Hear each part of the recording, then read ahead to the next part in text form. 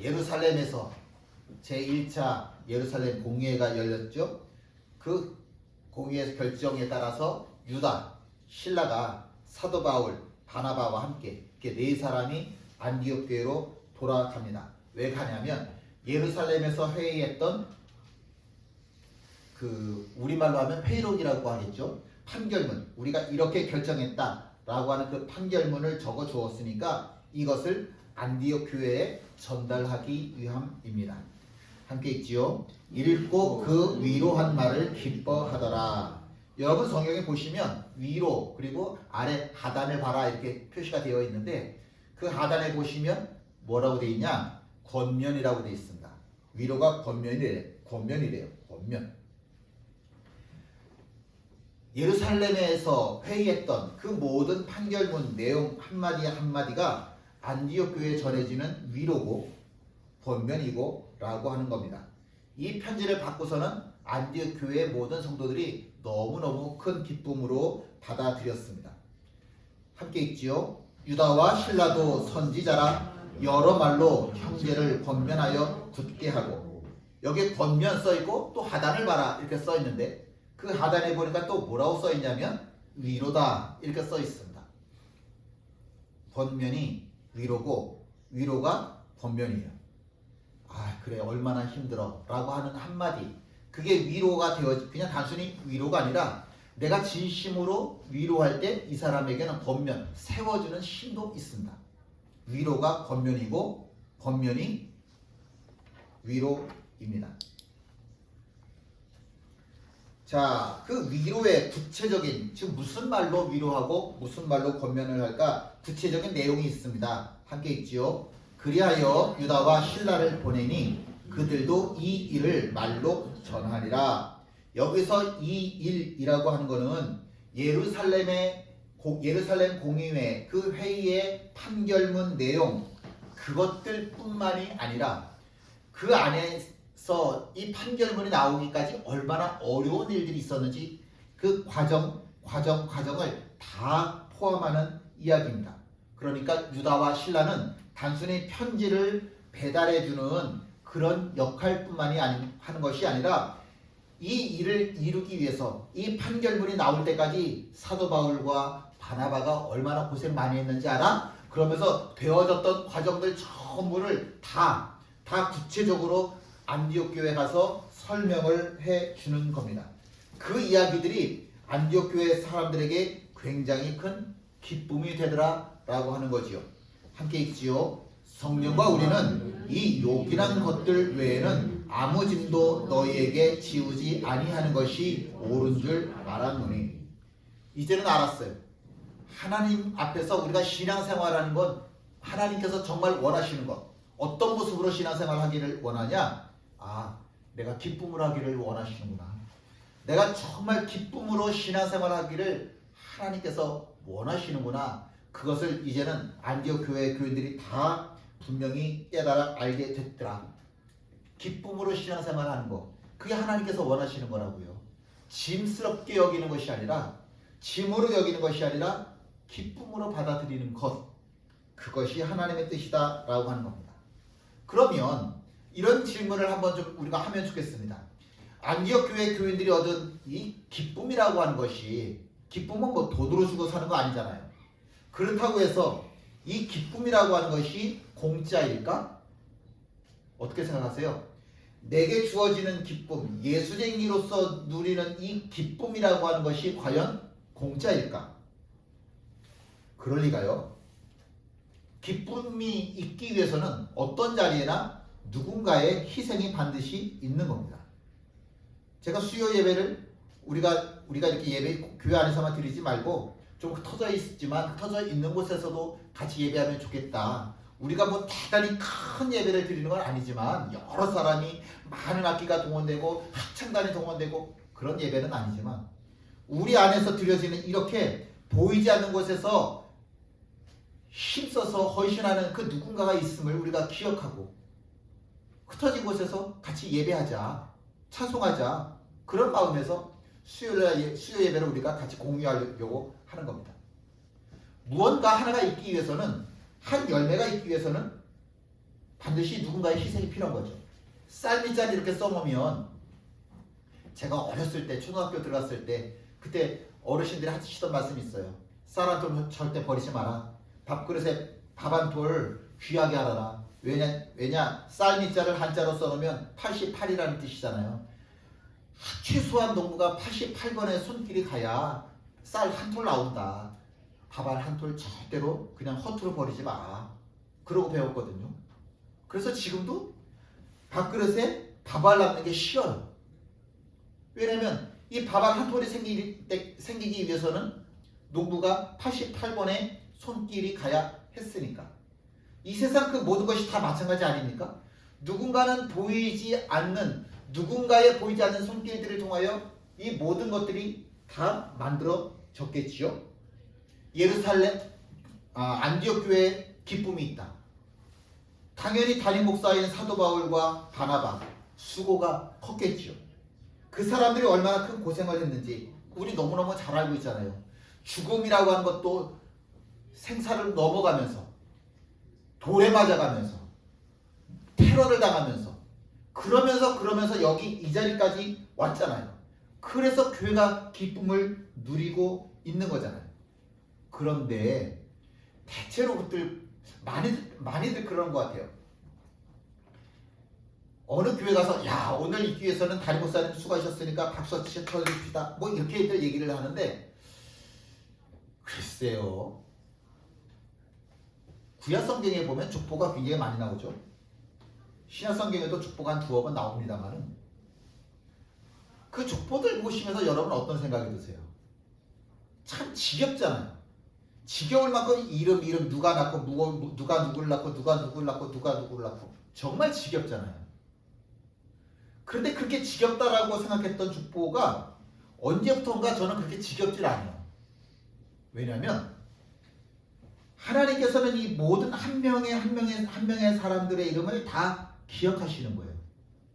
하나님께서는 그 한 사람 한 사람 세상에서는 유명하지 않을 수 있지만 세상에서는 유명하지 않을 수 있지만 한 명 그 모든 사람들 작은 사람들을 하나님께서는 다 기억하시고 또 사람들로 하여금 너희들도 이 모든 사람들 다 기억해야 돼. 그래서 성경에 기록해 놓으신 거잖아요. 우리 한 사람 한 사람의 이름이 얼마나 소중한 건데 그 모든 사람들의 이름을 꼭 기억해야 되기 때문에 다 기록되어 있는 겁니다. 물론 사도 바울과 바나바 고생 많이 했죠. 그러나 그 자리에 오기까지 이름이 알려지지 않은 무명의 예수쟁이들, 안디옥 교회 모든 성도들의 수고, 희생, 헌신 그것들을 어떻게 잊을 수가 있겠습니까? 목사 입장에서는 당연히 헌금 많이 하는 사람 고맙지요. 봉사 많이 하는 사람 고맙지요. 그 모든 사람들이 얼마나 고맙겠습니까? 근데 정말 고마운 사람은 예배 자리를 지켜주는 사람이에요. 교회가 흔들릴 때가 많이 있었는데 몇 번 있었죠? 제 기억으로 한 3번 이렇게 있었던 것 같아요. 우리 교회가 한 3번 이렇게 많이 어려울 때 그때 이렇게 중심을 잡고 꼿꼿하게 자기 자리를 지켜주던 분들, 그 여러분들이잖아요. 그게 얼마나 고마운지 몰라요. 그래서 사실 형제교회가 지금의 오늘의 날을 맞이할 수 있는 것 아니겠습니까? 우리 모두가 작은 예수입니다. 예수님처럼 십자가에서 달려 죽고 그런 모습은 우리에게 없지만 그러나 내가 있는 자리에서 예배가 내게 맡겨진 십자가인 줄 믿고 그래서 예배의 자리를 성실하게 정말 힘들지만 정말 힘든 가운데서도 예배의 자리를 지키면서 같이 한 걸음씩 걸어가는 우리 모두가 다 작은 예수, 분명한 작은 예수 맞죠? 분명한 작은 예수 맞죠? 예루살렘 공의의 편지가 예루살렘의 안디옥 교회에 도착하는 순간 이제 예전의 모든 교회 혼란은 다 과거의 이야기가 됐습니다. 더 이상 아파하지 않아도 되고 더 이상 눈물 흘리지 않아도 되고 더 이상 신앙에 대해서 회의감을 갖지 않아도 되고 더 이상 너는 그렇게 서로 패를 가르고 미워하지 않아도 되고 원망하지 않아도 돼요. 이제는 감사하는 일밖에 없습니다. 함께 있습니다. 우상의 제물과 피와 목매어 죽인 것과 음행을 멀리할지니라. 이에 스스로 삼가면 잘 되리라. 평안함을 원하노라. 여기서 잘 되리라 라고 하는 말씀이 있어요. 이게 우리 성경만 읽다 보면 이게 무슨 뜻일까 이렇게 오해할 수가 있는데, 잘 되리라고 하는 말은 만사형통, 아니면 반드시 넌 성공할 거야, 이런 뜻이 아닙니다. 요거를 좀 우리가 표준 세번역 성경으로 읽으면 훨씬 더 잘 이해할 수 있습니다. 함께 읽지요. 여러분은 우상에게 바친 제물과 피와 목매어 죽인 것과 음행을 멀리하여야 합니다. 여러분이 이런 것을 삼가면 여러분은 잘 행한다고 하겠습니다. 잘 되리라고 하는 뜻이 무슨 뜻이라고요? 잘 행할 것이다 라고 하는 말입니다. 잘 행할 것이다. 잘 행할 것이다. 그러니까 잘 되리라고 하는 말은요, 하나님께서 내게 기도하시는 대로, 하나님께서 내게 기대하시는 모습처럼 내가 예수쟁이니까 예수쟁이의 온전한 삶을 살아갈 수 있을 거야. 넌 예수쟁이로서 잘 살아갈 수 있을 거야 라고 믿어진다는 거예요. 믿어진다고요. 내가 예수쟁이로 잘 살아갈게 믿어진대요.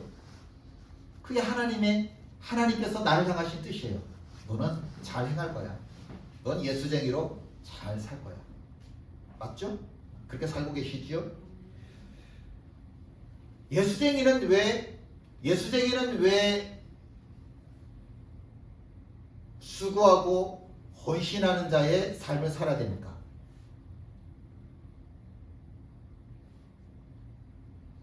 예수님께서 십자가 지고 죽으셨잖아요. 아무것도 원하시지 아니하시고 우리를 위해서 수고하시고 십자가에 달려 죽으셨잖아요.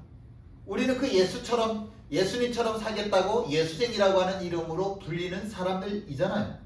그러면 당연히 희생, 수고, 헌신, 이것이 예수쟁이들에게 주어진 삶의 모습이죠. 왜 내가 그러는 거까지 해야 되는데? 내가 예수쟁이니까. 내가 이런 거 하기 싫어. 예수쟁이인데?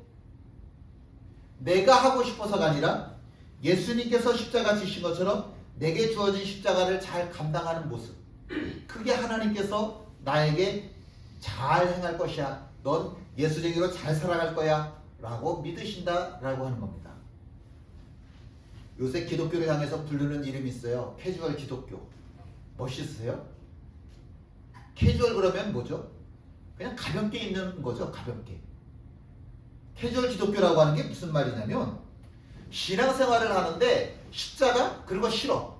그냥 나 편한 대로 쉽게 가볍게 신앙생활하는 모습을 캐주얼 기독교라고 하는 거예요. 뭐 자꾸 이렇게 귀찮게 다 이렇게 맞춰서 입어. 나 편하게 입으면 되지. 못하러 그렇게 구태여 예배 헌금 기도 말씀 그러고 살아. 나 편한 대로 믿으면 되지. 그래서 미국에서 한번 조사를 해봤더니 나 편한 대로 예수 믿겠다. 그래서 1년에 예배 한 번만, 딱 더도 말고 한 번만 예배 드리는 사람 조사를 해봤더니 4천만 명이래요. 4천만 명은 난 1년에 한 번만 예배 드려도 돼. 도대체 누가 정한 법일까요? 그게 과연 하나님께서 원하시는 법일까요? 아니요, 그렇지 않죠. 내가 생각하기에 신앙생활이 무거우면 안 돼. 신앙은 가벼워야 돼. 너무 기독교를, 예수 믿는 걸 너무 쉽게 생각하는 거예요. 너무 쉽게 생각해요. 그래서 캐주얼 기독교다라고 부릅니다. 2023년도 이야기를 좀 하려고 해요. 에즈버리대라고 하는 기독교 학교가 있는데 여기 이야기를 하려고 합니다. 정확히 1년 전 얘기예요. 작년 이야기. 여기서 예배를 드렸어요. 예배가 끝나고 나서 기도할 사람은 더 기도하세요. 예배가 끝났는데 나 더 기도하고 싶어요. 그럼 예배 끝났지만 기도하세요. 그랬어요. 근데 기도하는 사람들이 한 명이 두 명이 되고 두 명이 세 명이 되고 네 명이 되고 이상하게 기도하는 사람들의 숫자가 끝나질 않고 계속 늘어나는 거예요. 1시간 지났어. 2시간 지났어. 그러면 이제 집에들 가야죠. 배가 고프니까.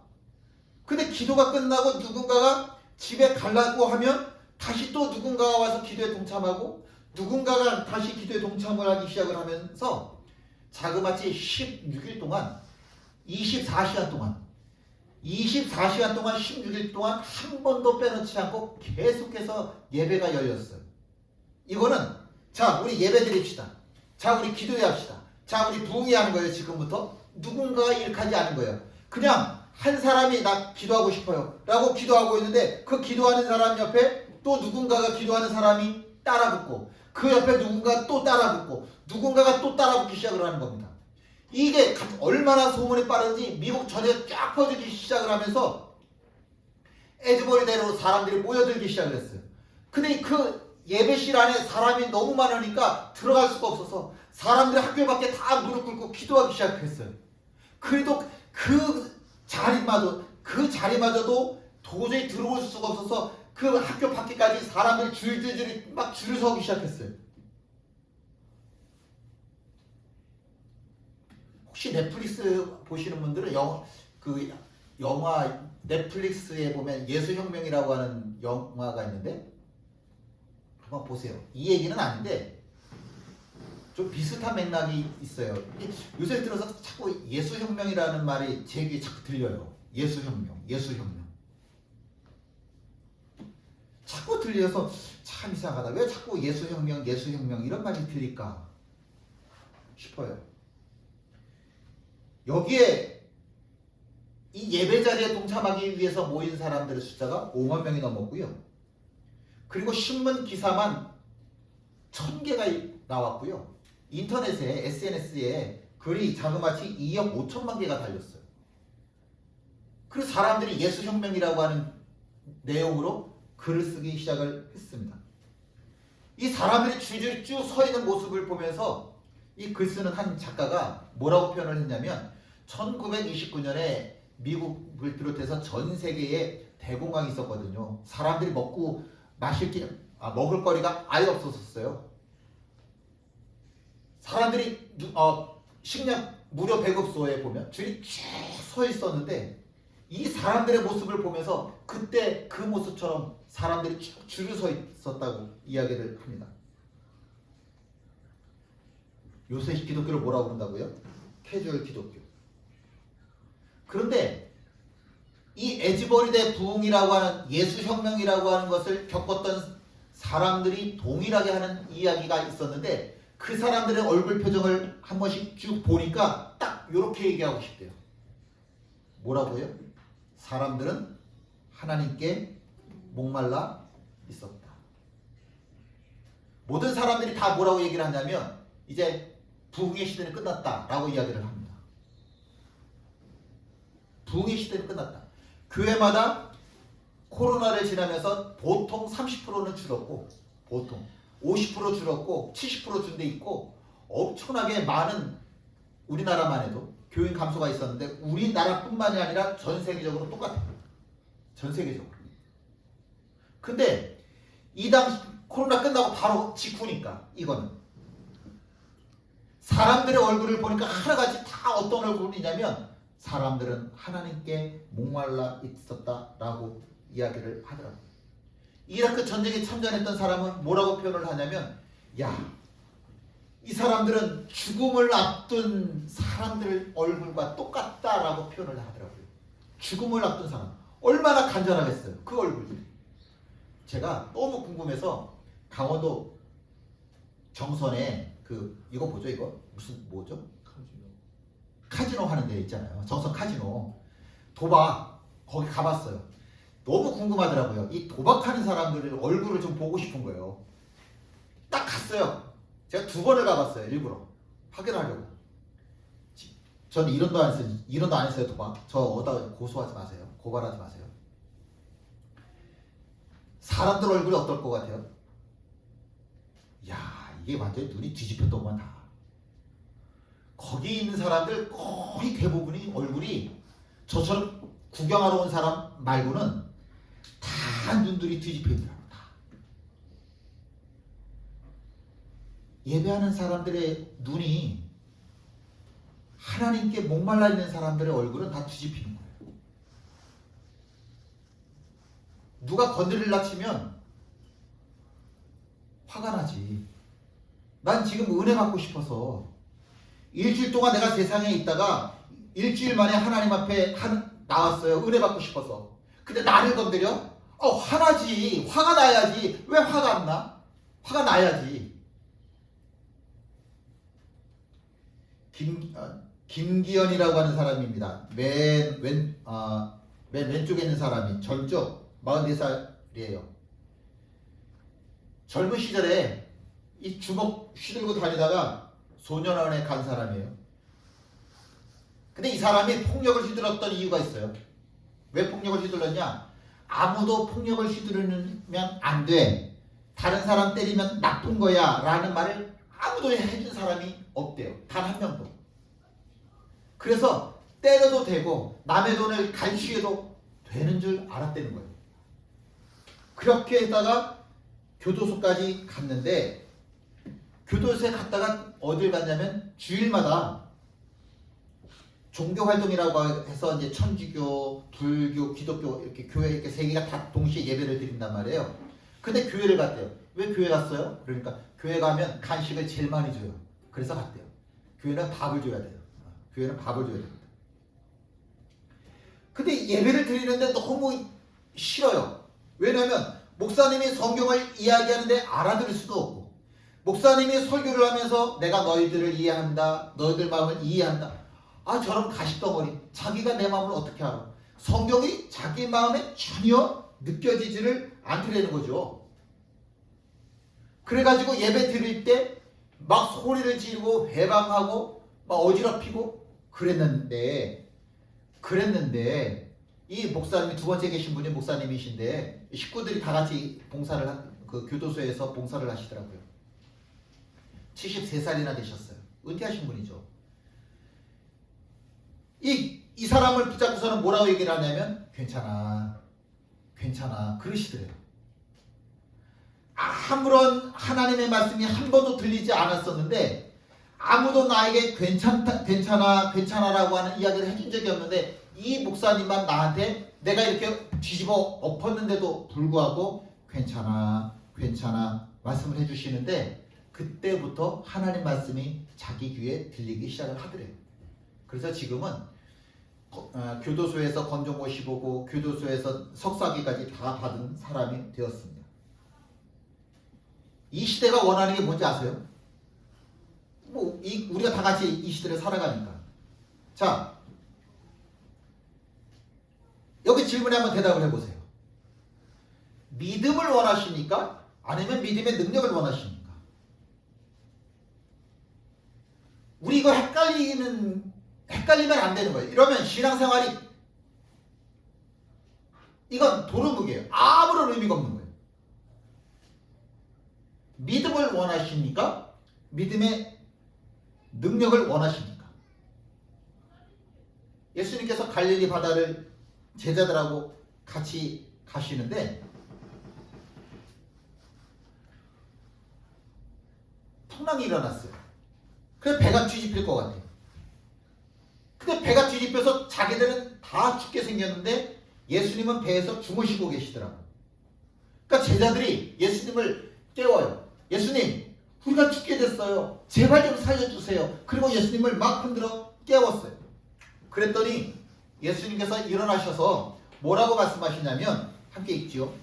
예수께서 깨어 바람을 꾸짖으시며 바다더러 이르시되 잠잠하라 고요하라 하시니 바람이 그치고 아주 잔잔하여지다. 잠에서 깨어나신 예수님께서 무엇 하셨다고요? 바다를 꾸짖으시더라고요.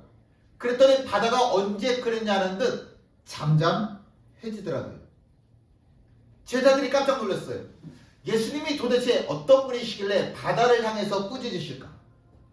바다는 도대체 예수님이 어떤 분이라고 해서 예수님이 꾸짖으실 때 그 풍랑이 일어나던 바다가 잔잔하여진 걸까? 도무지 이해할 수 없는 이 사건 앞에서 제자들이 수근수근거리기 시작을 했습니다. 그 모습을 보시면서 예수님께서 꾸짖으셨어요. 뭐라고요? 함께 읽지요. 예수께서 그들에게 말씀하셨다. 왜들 무서워하느냐? 아직도 믿음이 없느냐? 예수님이 우리에게 이해 안 되시는 게 있다고 그래요. 왜 무서워해? 이게 이해가 안 된대요. 왜 무서워해? 근데 그냥 왜 무서워해? 이해 안 되는 게 아니죠. 꾸짖으셨다니까요. 뭐라고 물어보셨어요? 나한테 물어보시는 거예요. 아직도 믿음이 없느냐? 아까 질문으로 가볼까요? 이렇게 되겠죠. 아직도 믿음의 능력이 없느냐? 예배 드렸다라고 하는 것으로 끝나는 사람도 있을 것이고, 예배를 통해서 하나님이 나에게 위로 주시고 소망 주시고 세임을 주시고 능력을 주시고 치유의 은혜를 주셨다라고 고백하는 사람도 있을 것이고, 어떤 걸 원하세요? 믿음을 원하십니까? 믿음의 능력을 원하십니까? 믿음은 두 종류가 있더라고요. 믿음은 두 종류가 있더라고요. 아무것도 할 수 없는 믿음, 아무것도 하지 않는 믿음이 하나 있고, 할 수 있는 믿음이 있더라고요.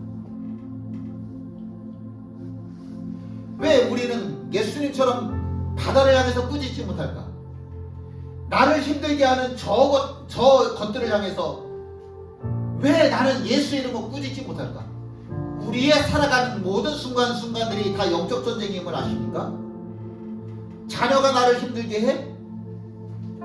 예수의 이름으로 왜 꾸짖지 못할까? 돈으로, 질병으로 고통을 당해? 왜 예수의 이름으로 내가 꾸짖지 못할까? 믿음이 있다는 게 중요한 것이 아니라 뭐가 중요해요? 믿음의 능력이 있다는 게 중요한 건데, 예배 드렸다라고 하는 게 중요한 게 아니라 예배를 통해서 내게 주시는 은혜가 중요한 건데,